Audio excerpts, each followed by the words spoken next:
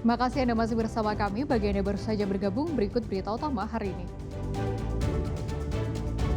Seorang wanita lansia ditemukan tewas di dalam sumur di Desa Sidokerto, Kecamatan Plupuh, Sragen. Dampak pencairan dana dari pusat macet. Satuan Pelayanan Pemenuhan Gizi di Klaten berhenti operasional. 32 sekolah tak dapat makan bergizi gratis.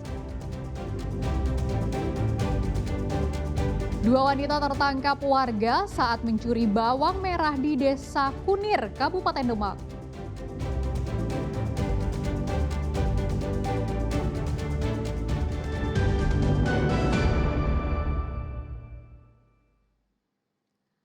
KAI Daop 4 Semarang melakukan pengecekan jalur dan stasiun untuk memastikan kesiapan jelang libur Natal dan Tahun Baru. Inspeksi menyeluruh dilakukan sebagai langkah antisipasi lonjakan penumpang sekaligus memperkuat keandalan prasarana perkeretaapian di wilayah Daop 4. Menggunakan lori dresin, PT KAI Daop 4 Semarang melakukan pengecekan jalur lalu lintas kereta di wilayah Semarang jelang libur Natal dan Tahun Baru.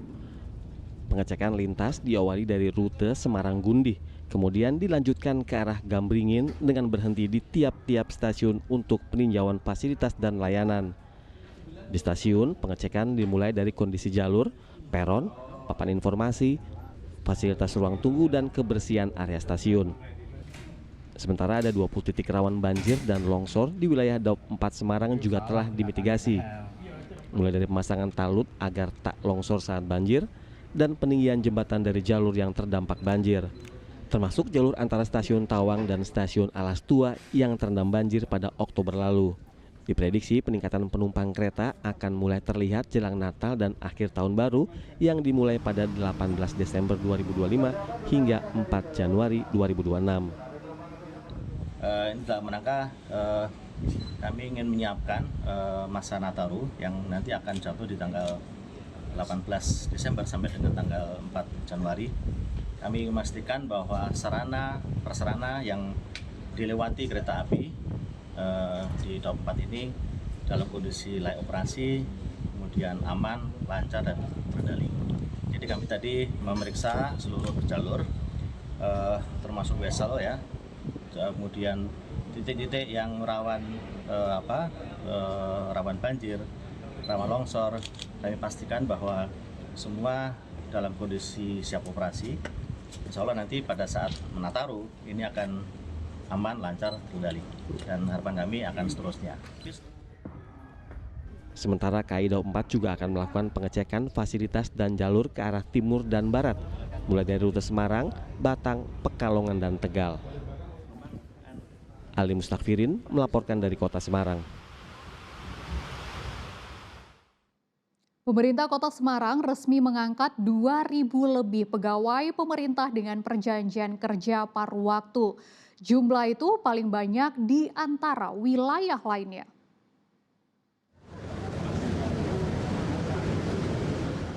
Sebanyak 2.354 pekerja di lingkungan pemerintah Kota Semarang resmi diangkat menjadi pegawai pemerintah dengan perjanjian kerja paruh waktu. Wali Kota Semarang menyebut pengangkatan ini bukan sekedar pemenuhan formasi, tetapi bagian dari upaya memperkuat pelayanan publik secara menyeluruh. Apalagi jumlahnya paling banyak dibandingkan daerah lain. Panjenengan semua wajib bersyukur karena P3K paruh waktu di Kota Semarang merupakan jumlah yang terbanyak.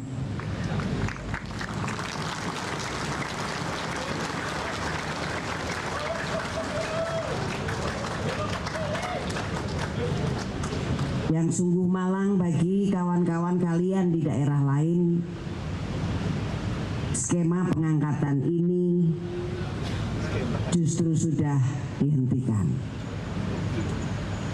Di daerah lain pula ada P3K paruh waktu dengan besaran gaji di bawah UMK, bahkan ada perbedaan jumlah gaji di antara OPD yang ada. Pengangkatan kali ini terdiri atas 1.982 tenaga teknis, 372 tenaga fungsional, 11 tenaga kesehatan, dan 361 tenaga guru dengan masa kerja 1 tahun dan dapat diperpanjang hingga diangkat menjadi P3K penuh.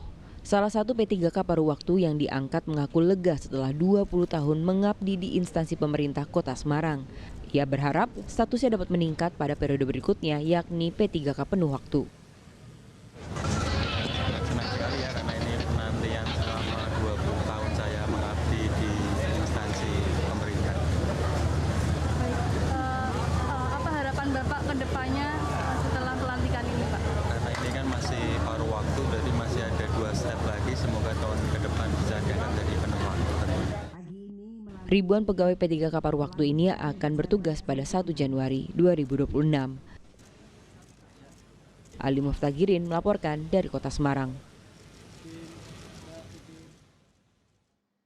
Satuan Pelayanan Pembunuhan Gizi atau SPPG di Kecamatan Ceper, Kabupaten Klaten berhenti operasional sementara waktu. Pemberhentian ini karena terkendala pencairan dana dari pemerintah pusat. Padahal SPPG tersebut melayani sekitar 2.900 porsi makanan bergizi gratis atau MBG di 32 sekolah. Mulai Rabu siang lalu, Satuan Pelayanan Pemenuhan Gizi atau SPPG Jambu Kulon di Kecamatan Ceper, Kabupaten Klaten, tak lagi terlihat kesibukan memasak atau menyiapkan makanan MBG. Terhitung mulai tanggal 10 Desember, SPPG ini berhenti operasional sementara waktu karena terkendala pencairan dana dari pemerintah pusat. Selain tak menyuplai makanan ke sekolah, 47 pekerja SPPG juga terancam tak lagi bekerja. Dalam setiap harinya, SPPG ini melayani sekitar 2.900 porsi makan bergizi gratis untuk 30 sekolah mulai dari TK, SD, hingga SMA di wilayah Kecamatan Ceper.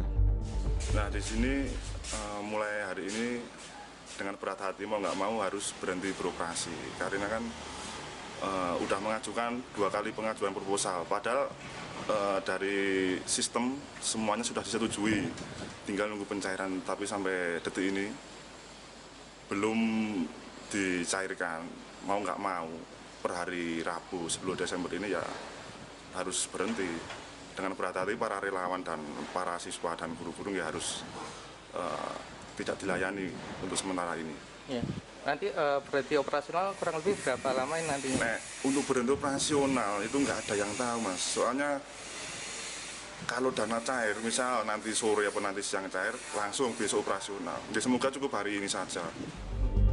Hingga kini, pihak SPPG mengaku belum tahu kapan pencairan dana untuk operasional MBG turun. Krisna Agung melaporkan dari Kabupaten Klaten.